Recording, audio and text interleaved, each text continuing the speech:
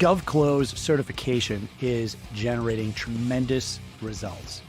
So 27 years old, you've never worked in government contracting, you've never worked as a consultant, and you just closed your first deal, is that correct? That's fair.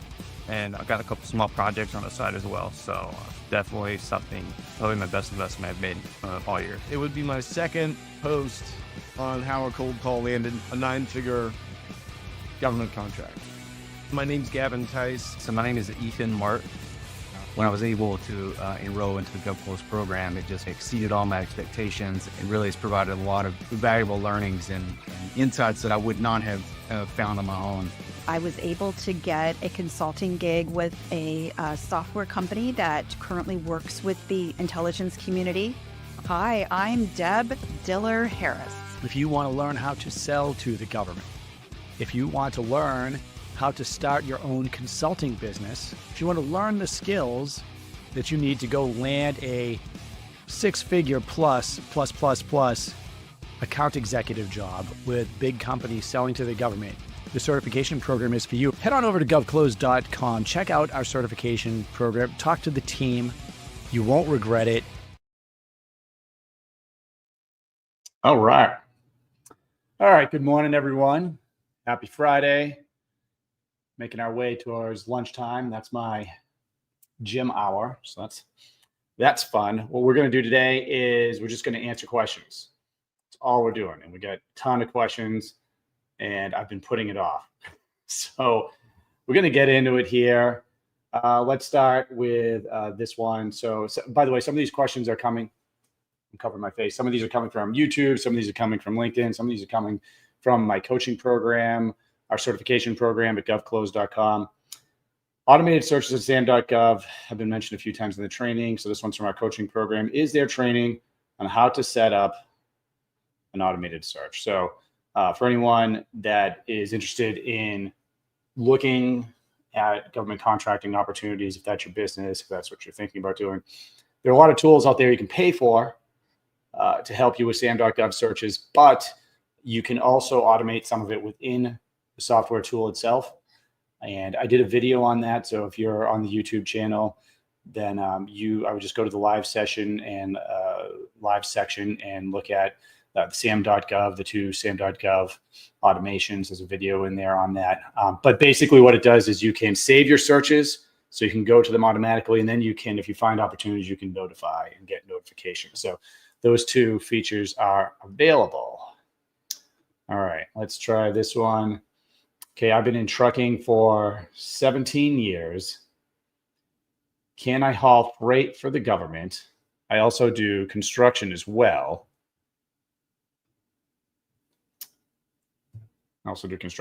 Okay, well, look, yes. So the government does, let me get that away from my face here. The government does have a lot of contracts and spend a lot of money actually on, there's a lot of things that they're doing in their shipping. So in the military, for instance, household good moves are a huge piece of the government contracting process, but that's not all. There's tons of freight and shipping rather. But what I recommend you do, usaspending.gov, we have a ton of tutorials for free. You can go to our YouTube channel again. It's at GovClose. And just, you want to look at the different types of shipping contracts that are out there. So you want to make sure that the government actually buys what you're selling, right? So if you might be shipping a certain type of thing that the government doesn't, or maybe they don't spend a ton of money on it. The government buys almost everything, but what are you shipping? What can you ship? That type of thing. I know there's tons of things on shipping containers. I've done a lot of research projects for clients that have been involved with shipping. So I would check it out. There's a lot of money there, and there's a ridiculous amount of money in construction.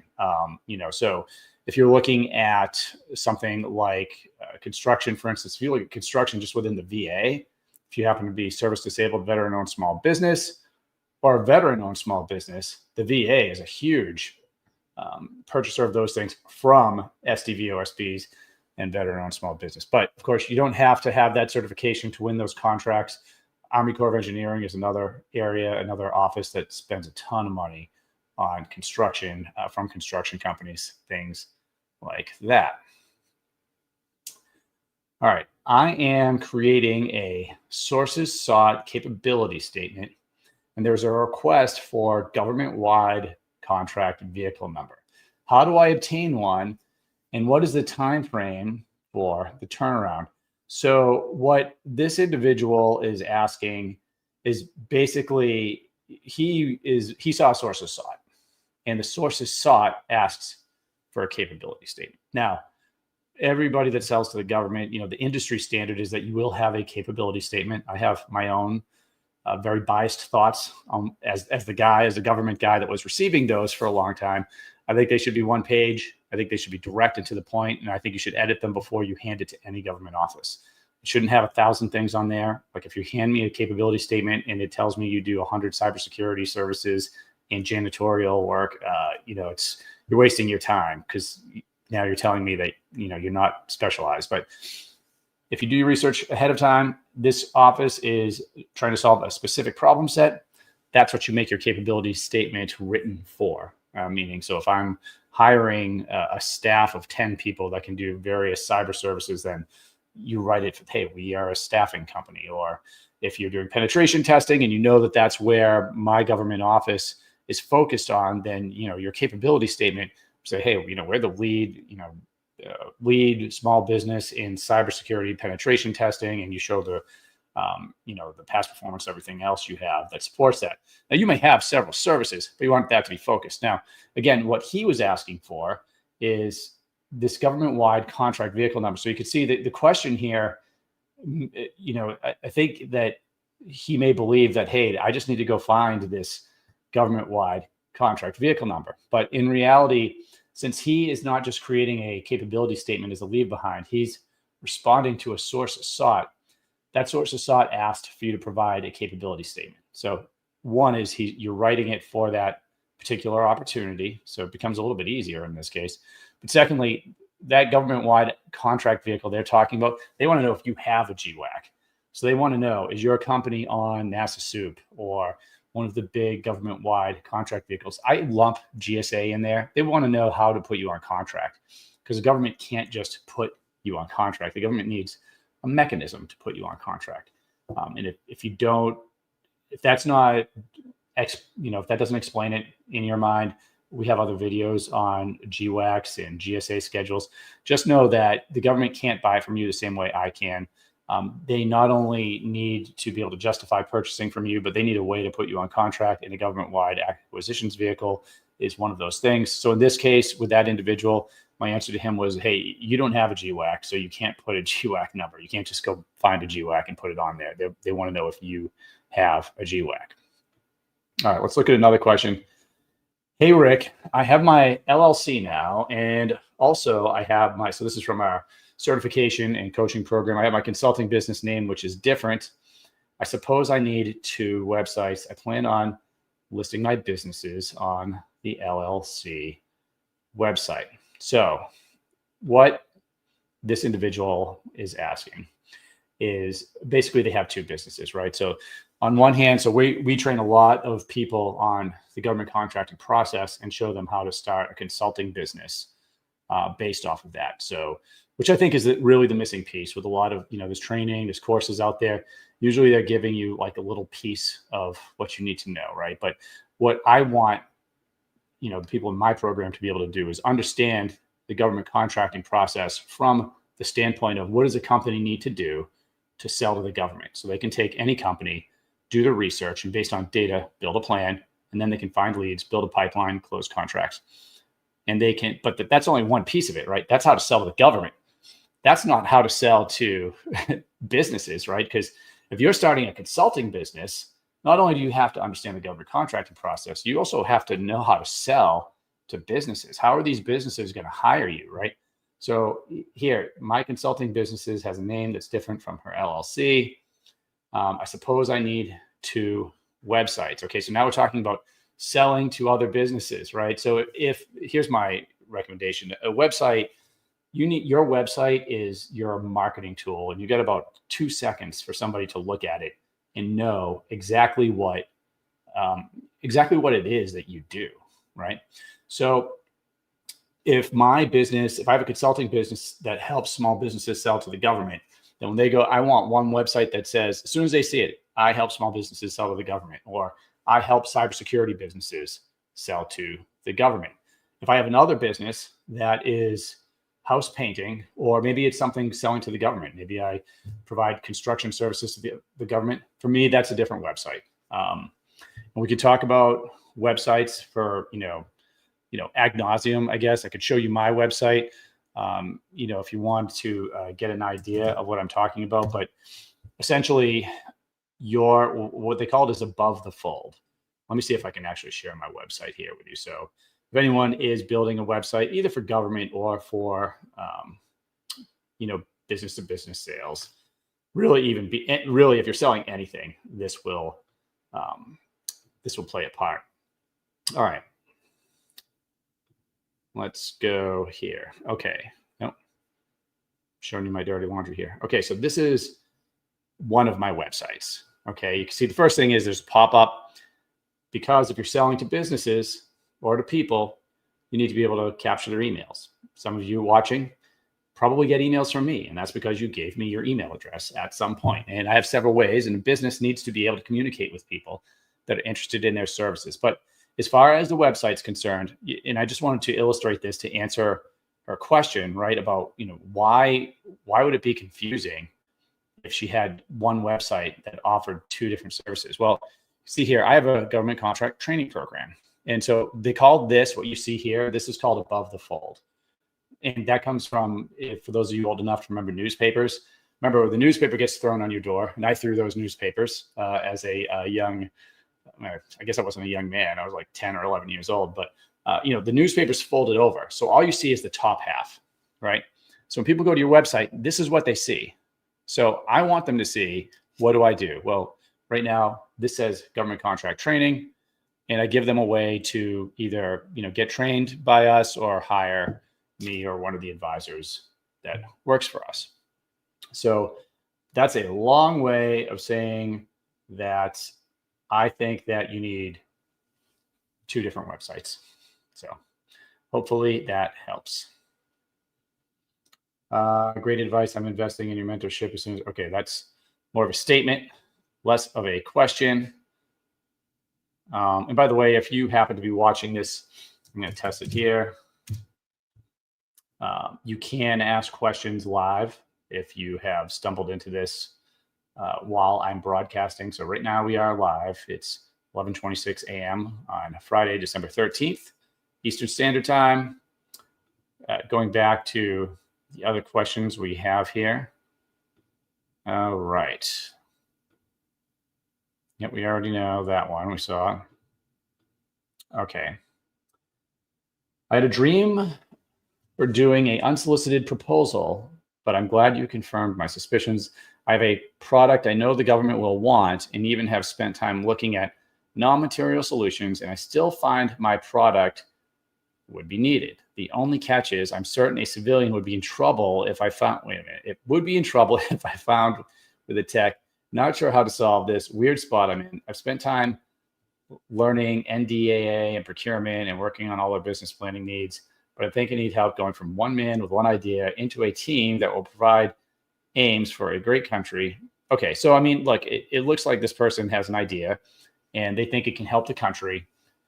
A couple things stick out to me, right? Just as a former military officer, procurement officer, first thing he said, I think that I might get in trouble, like having this type of technology. First and foremost, if you have any question, anybody watching, any question ever about the legality of something you're doing, talk to a lawyer before you do it or get involved with it.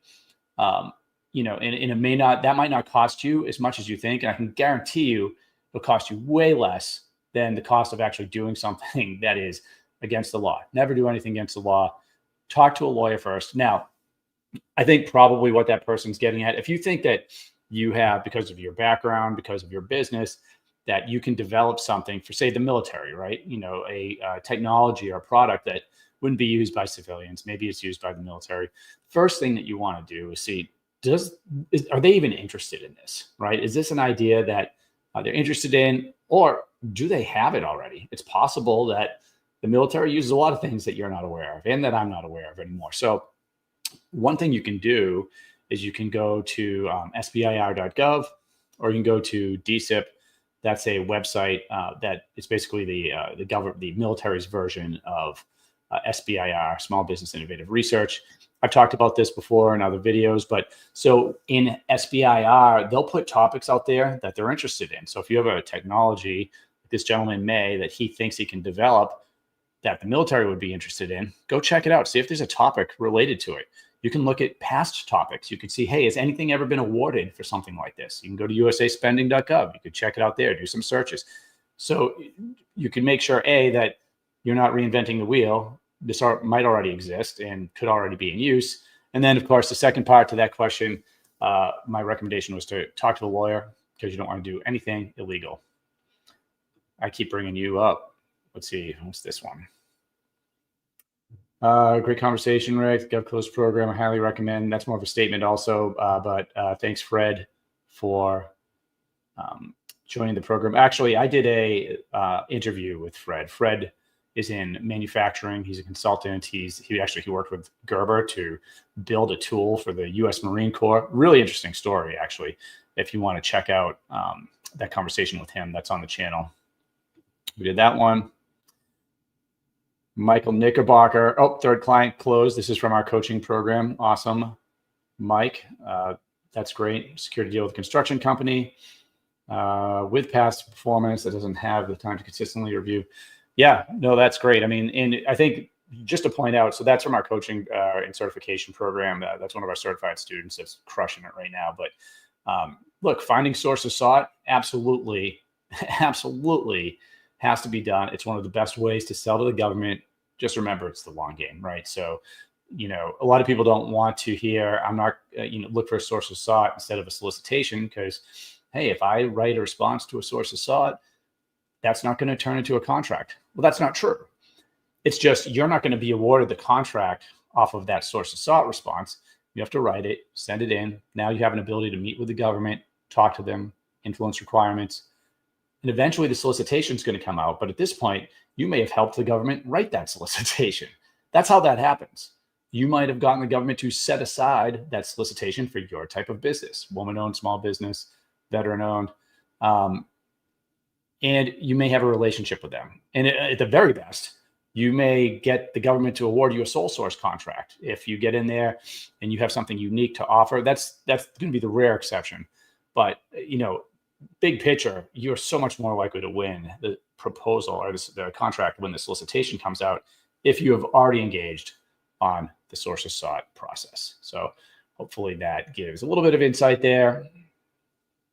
Oh, yep. Jacob, interviewing with a space company the day after graduating and landing my first job. Yeah, that's awesome. And Jacob's actually almost all the way through that process. So congratulations to him. We have another that just got hired with a big company. So a lot of people coming through our program, if you're interested, here's what we're doing. We're teaching you the government contracting process. And then we're teaching you how to build a consulting business off of that. So a lot of them go into consulting on their own. Sometimes they work with me on projects as well. But a lot of them will also go on to get a job with a company as an account executive. And those are traditionally pretty highly paid positions. They also come with a commission if you negotiate correctly. Let me just go to, let's see here, the YouTube. Robert, how can I see a sample proposal? And what's your other question here? Can I see this live chat, what people are saying and have asked? Yes. So if you are on YouTube right now, Robert, then you should be able to see those off to the right as they're starting to come up. Again, we're recording on Friday morning here, so we're not getting flooded with questions. A lot of these I'm pulling up from our YouTube channel from past videos. So the way I get YouTube questions is they all get basically put in a bucket. I can look at all of them for every video and pull them up. And then I'm also pulling up questions from our coaching calls, questions that we'll get through like Facebook and Instagram and things like that. So hopefully that answers that question. How can I see a sample proposal? So this, Rob, there's a couple ways I could answer that, right? I could show you, a proposal that I've done and remove the company names and everything. But here's the problem. Every single proposal is different, meaning every solicitation is different. They're asking for different things, and people get into trouble when they start trying to turn proposals around, like basically build a proposal factory. And the reason they get in trouble is because there could be simply a fire clause in a solicitation that is going to require you to do something that's going to cost a lot of money, which could then result in you not having the profit that you think you're going to have. You have to go through each of those. You have to go through each solicitation with a fine-tooth comb. And companies that are winning the bigger contracts, they're spending time writing the proposal. They're not doing it last minute. They're red teaming those proposals. They're having somebody review them that know what they're talking about. However, having said all of that, there is a basic structure to most proposals. There are differences between RFQs, requests for quotes, RFPs, requests for proposals. But if you want to email me offline, Rob, I can probably ask you a few questions and at least give you like that general structure, which usually, there's a technical section. There's going to be a cost section, yada, yada. Okay, here's another question that's coming in now. How much can one charge for consulting services? Is it per month or a percentage of the contract one? Okay, so here's how my students do it going through the program. This is how I do it. The first piece is that when we're in any business, right, especially if you're providing a service, if that service can help a business, because we're B2B. So if we're talking about consulting, we're business to business. So my business sells other businesses my services, or the services of my students. When you're selling service, if that service can help a company make money, that is one of the best services to be in, because there's a direct link between what you're helping them with and revenue coming in. So that's one. And this is why I love government contracting and the consulting piece so much. And that's why our program's growing. The second thing is, how unique is the information service that you have? Are you in a crowded market, like real estate, for instance? Very crowded market, there's millions of agents. Or is your skill set more unique? Government contracting, frankly, most people just don't understand it. Even a lot of companies that have been doing it for a while, you'd be surprised. Companies that have millions of dollars in contracts, they'll come to be, they're like, hey, we've won a few big contracts, but we really don't know. We can't optimize this and recreate this. We're throwing things against the wall, hoping things stick. So what we're teaching is, hey, this is the process that is repeatable. This is how you do it. This is how the pros do it. And this is how you can repeat it and grow over the years. You can grow a big business. So, and this is a long way, Kadir, if I'm saying that correctly, of answering your question, which is what we are selling is not only directly correlated with how much a company can make, because the US government is the biggest purchaser of goods and services in the world, but there are so few people that actually understand the process. I mean, and it's obvious, right? It's obvious that most people don't understand it because it's complicated. So you have to understand what you're doing. So now you're unique because you don't have any competition, and you are highly valued because what you're doing, I mean, the average small business makes a couple $1 million a year over that selling to the government. And that's just the average, right? And we can go see by industry, like whether that rises or falls. But if your advice can help a company make an extra $2.5 million a year, what can you charge as a consultant? Now, a traditional consultant would say you could charge 10% of whatever you bring in. I don't subscribe to that, especially in this, because what you're actually helping a company do, they can make so much revenue that it wouldn't be fair for you to charge that. And they wouldn't pay it up front anyway, right? In most cases. So here's how we do it. First of all, I would say your average consulting project's about $5,000. And that is what you're doing when you're a consultant, is you are selling an initial project. This is what works for me. There's a lot of different ways to do it. Some people charge more for an initial project, some less. But a business can take a risk on you for under $10,000, and it's not a big deal. They can write it off. And if you provide them quality service and you're really helping them, then what you're doing is you're leveraging that to turn that into a monthly consulting project, right? So what we're trying to do, what we do at GovClose, is we sell an initial project, and usually around $5,000. And then that initial project turns into a certain amount of clients. It's usually, for me, it's like 3 or 4 out of every 5, depending on what the project is. That will turn into a monthly consulting fee. So they'll pay a fee every month for you to help them with something. And it just depends on your expertise, right? But by the way, we're talking about high end, right? So that monthly fee could be anywhere from $5,000 to $20,000 a year, or $20,000 a month, depending on what you're doing, right? How many of those monthly clients do you need to make it worth your while, right? So, I would say that most people can handle around 5 clients and keep the business running and selling, but it depends on what you're doing. So hopefully, the last piece, percentage of contract won. You got to be very careful in government contracting about commissions. Okay. First of all, there are a lot of companies that will want you to work for commission only. That's illegal. Okay. So you can check out the FAR clause, Federal Acquisitions Regulations. It used to be completely illegal to give anyone a commission for a government contract.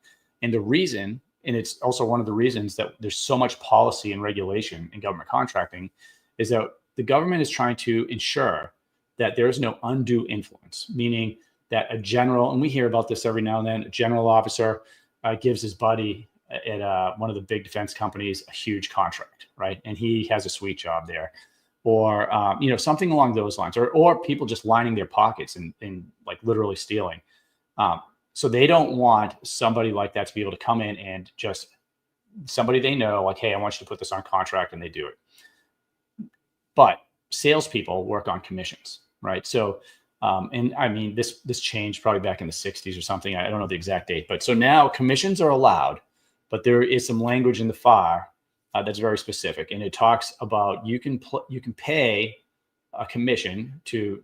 Now I'm going to just this is not verbatim from the FAR, but basically, if you're being paid a salary, you can also take a commission. So if someone's paying you a salary, your W-2, you can get a commission on contracts won. If you are being, I believe the language for this is a bona fide fee. If you're being paid a fee, you can also charge a commission, but not just a commission. So look, can you take a percentage of contract won? Yeah, if you're getting paid a fee, you can put that in there. But, look, the way that a company will view that, right? And I usually give options. So you might pay a lower fee to me and include a commission on anything won, if that's the type of work I'm doing. Or you can pay no commission and a higher fee for the work. So you can see you have some leverage there. Hopefully that helps. And let's see here. Let me see here what other questions have come in. Oh, we already looked at that. Oh, and I didn't take off here. There we go. What other questions do we have here? Oh, how do you become a contracting specialist or officer? That's a good question. So I can speak to how you do that in the Air Force. The Air Force is a little bit different than the other branches of service. But I should also say there are civilians on the government contracting side. There's a lot of civilians that will work in program management. So let me break down what does a government contracting shop look like? Which is an acquisitions shop, an acquisitions branch. First, you have the contracting officer. Now, the contracting officer is the only person that can legally obligate funds on behalf of the U.S. government. So the contracting officer has a warrant, right? So that warrant, they have to earn that warrant. They study. They're given that warrant by the contracting chain of command, and that's up to a certain amount of money. So, and it doesn't necessarily have anything to do with rank either. It has more to do with the job they have. So what types of things are they putting on contract? A contracting officer working on space programs probably has a much higher warrant than a contracting officer in charge of a civil engineering project. But that's also not necessarily the case. Anyway, so a warrant could be up to 5 million. It could be up to 100 million. It just depends. So they have a warrant and they can obligate funds. That's their job. And I look at the contracting officer actually pretty similar to, let's see here. Where was that question? Yeah, I look at that pretty similar to a lawyer. They really have a solid grasp of the FAR. When we're putting in a big proposal for a client, I bring in a master contracting officer. You've probably seen him on some of our videos, Colonel Orndorff, retired, to review that. So he worked at Defense Contract Management Agency. I worked with him in foreign military sales overseas, a little bit here in the States. And now, we do a lot of that work together. But so he looks at that from the legal standpoint. What are these fire clauses obligating you to? What is the government after? Now, you also have a program manager. Now, that's what I was. The program manager is in charge of the overall effort, right? So it would be my job to say, take a requirement. So the government will have an official requirement to do something, build a building, right? Build a piece of technology. And then you also need funding. So there's lots of requirements that don't have funding. So you need two things. You need the requirement and you need the money, right? So the program manager takes those two things and then figures out, okay, now how am I going to put this plan together? So they'll put the project management plan together. If they have to do things like a source of SOT, like especially with tech, what kind of technology is available? What are my options? So you might put out a source of SOT to see what companies are interested, what they have. I had an engineering team that worked for me. So, we probably had, at Hanscom, it was under 100 people, different program managers, engineers, things like that. So we'd work on different technologies. They would advise, they would review some of these, they'd review white papers. Long way of saying that there's a lot of different things that you can do in acquisitions. There are finance officers. Air Force, first, if you want to be active duty, you have to be an officer. So you need a bachelor's degree, go through officer training school or ROTC or one of the academies. And you have to be designated as acquisitions. Then you go and you're trained through Defense Acquisitions University. And then you start working under the tutelage of other program managers and senior leadership. And it's constant learning. So you're constantly taking these courses and being tested. For civilians, it's going to be a different track. So you might look at, getting a job as a GS employee. You can also look at working for a company that provides program management or contracting expertise. And there's plenty of those around. So you could actually look at it from that standpoint. So just applying for one of these positions and being trained as a contract specialist. All right, let's see here. We have time for a couple more questions. And again, if you're watching and you have any questions, you could put them in the comments. Let's see. I submitted 3 contracts 2 months ago, but I haven't heard back. What should I do? All right. That is very common. So if anyone out there has submitted anything, any email to the government, and you didn't receive a response, it's happened to me hundreds of times, right? And by the way, I was on the government side receiving emails from people. So I have a little bit of inside baseball. Here's the first thing. First and foremost, if you read this, I submitted 3 contracts. I think what they mean is 3 proposals 2 months ago. If you submit a proposal or a source of SOT or a white paper, anything that you took time to put together, you have got to ensure that the government has received it. And I'm telling you, the government has a responsibility to confirm receipt. So they owe you an email saying that they have received what you sent them. Here's the problem. Let me give you an example. My wife would call me and say, "Hey, Rick, you didn't respond to my email." "What email are you talking about, honey?" Well, this was common. This happens to businesses too. My wife's emails would get blocked by the government system because she had a picture in her signature block or a link in the email or an attachment. And this happens to companies all of the time. So if you responded to the government and submitted 3 proposals, first of all, you're sending, in most cases, not all, but in most cases, you have to attach your proposal to an email and send it to somebody. Well, just having that attachment could get it blocked. Okay. Another thing that could happen is the links and everything else in your email could get it blocked. So here's what I do. I send anything I submit in the email. I say, here's the response, blah, blah, blah. Let me know if you want to set up a meeting to discuss, and please confirm receipt. Always the last thing I say in the email. Short and sweet. If I do not get a confirmed response by the end of the day, and keep in mind, these solicitations have deadlines on them. So you can't just send it in like 2 weeks later. "Oh, hey, I don't know if I got a confirmation." Very next day, I'll send an email, no attachments. Okay. I might even forward. So that email that I sent, I'll forward it, but I'll make sure no attachments on there.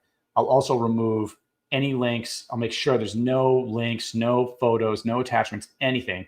And I'll resend it to that office. Hey, I just wanted to confirm that you received the proposal sent yesterday. Let me know if you got it. Now, I don't know how many times I've gotten, oh, thanks for following up. We didn't get it. Can you resend it? Or, hey, it got blocked. But they may not even respond to this one, right? So what's the next step? The next step is I call them, I reach out on LinkedIn, I find somebody else in that office. So you might have to be a little bit of a private investigator. Make sure they confirm receipt. And I know plenty of people that weren't even considered because their proposal wasn't attached or got blocked. So again, the way that I think of this is if it's not acknowledged, they didn't get it. That's just, I think, a good rule of thumb. Let's see here. Hey there, I hope you're doing well. I've been in the roofing industry for a little while, a little over a year as a roofing salesman. I wanted to transition to a one-person business model, and I wanted to know how plausible is the idea of acting as a consultant for existing roofing companies to secure government contracts for commercial roofing projects. It's a good question. And actually, I thought you were going to say, hey, can I start a roofing company that sells to the government? Here's the thing. Anything that you do, the most important thing is that you need to be good at what you do, right? Your expertise. If you're selling roofing to the government, you've got to have, not only do you have to have that expertise, you have to have a business and you have to be able to show that the government that you've done roofing jobs in the past. But if you're going to help companies secure government contracts, well, you need to understand the government contracting process and how to secure that work. So if you have a past experience of helping people do that, that's great. If you want to go through our certification program at GovClose.com, you could certainly do that as well. But that's what I would tell you. Yeah, I mean, it's absolutely possible. Oh, look at that. That just popped in there. Absolutely possible. But yeah, make sure that you can actually help them. So don't just, have them pay you and you're going to learn how to do it in the process. Either get trained, doesn't have to be through us. It could be through, there's plenty of programs out there. Learn what you're doing. Maybe work for someone for free the first time. If it's with us, you're going to get experience in the program and then you can start charging people and we'll show you how to do that. But yes, you can do that. Absolutely. And by the way, like if you know the process, it doesn't have to be restricted to just roofing contractors. You could help. You might start there, but you might just expand into with other construction companies. So food for thought. Let's see. Okay, that's the roofing question. Can I see subcontracts in USA spending? Yes, you could see some of them. Okay, so this is something just to that you may want to be careful with because I would say most subcontracts you don't see, right? So, and I get this all the time. If I look at a tech company and I know they have a ton of contracts, and then I go to USA spending and I don't see 90% of it, I know that they've won millions of dollars in contracts. Where are the contracts? Well, a lot of these companies will be subcontractors that aren't named on the contract. So then you're not going to see it in USA spending. A lot of them use resellers too. So you'll see that they're listed on like a GSA contract that's held by a reseller. And so the reseller gets the credit when you look. So that can make it a little bit confusing. So I would, a little bit of investigation work will help you out there. Let's see here. And I've got, this will, I think, be our final question for the day. Robert has another one. If I have access to used materials and wanted to find a way to sell to the government. Not sure where you're going with that, Robert. And it's not on a list of all the things they are wanting. How could I sell it? Do you mean, give me an example? Like, okay, so do you mean you have, if you had used construction materials, because you wrote construction in there. So I mean like what, like wood, things like that, materials from a job site that are used but are still good. Okay. He said yes. I just didn't plug it up there. Okay, so in this case, I think what you would be doing is targeting a prime construction contractor, not the government. So you'd use a subcontracting approach. And that would be your best guess. So here's one thing that you could do just to see if, first of all, this is the question I would ask. If you're in construction, do regular construction companies buy those used materials? Meaning just in regular B2B, like you're doing a construction or B2C. So construction for housing, construction for regular properties, not government. Do those construction companies buy those used materials? If the answer to that's yes, okay, then I'm sure that they buy those used materials for government projects as well. My suspicion, you'll have to do your research here. You can check it out at USA Spending, but my suspicion is that those materials, for the most part, would be purchased by construction companies that are on contract with the government. So meaning the construction, we talked a little bit about primes and subs. So the construction company is the prime contractor.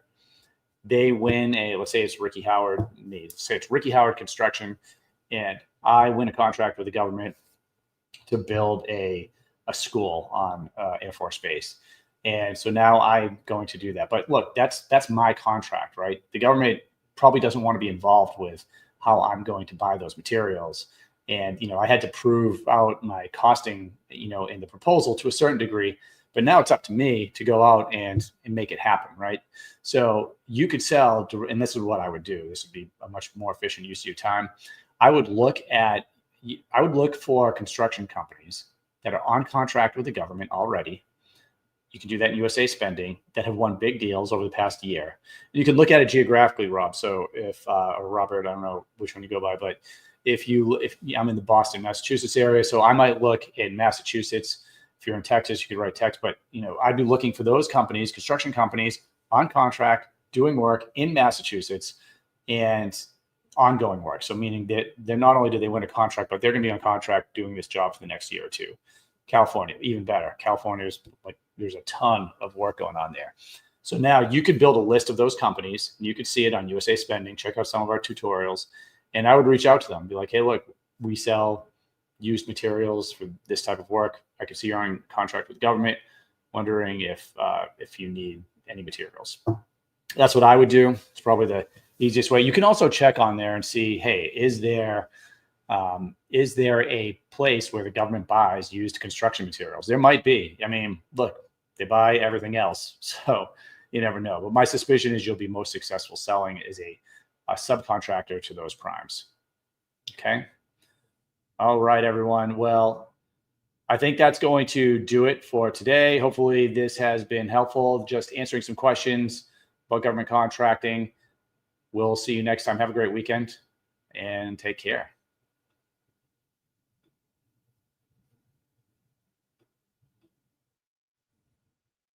The GovClose certification is generating tremendous results. So 27 years old, you've never worked in government contracting, you've never worked as a consultant, and you just closed your first deal, is that correct? That's fair. And I've got a couple small projects on the side as well. So definitely probably my best investment I've made all year. It would be my second post on how a cold call landed a 9-figure government contract. My name's Gavin Tice. So my name is Ethan Mart. When I was able to enroll into the GovClose program, it just exceeded all my expectations and really has provided a lot of valuable learnings and insights that I would not have found on my own. I was able to get a consulting gig with a software company that currently works with the intelligence community. Hi, I'm Deb Diller Harris. If you want to learn how to sell to the government, if you want to learn how to start your own consulting business, if you want to learn the skills that you need to go land a 6-figure plus account executive job with big companies selling to the government, the certification program is for you. Head on over to govclose.com, check out our certification program, talk to the team. You won't regret it.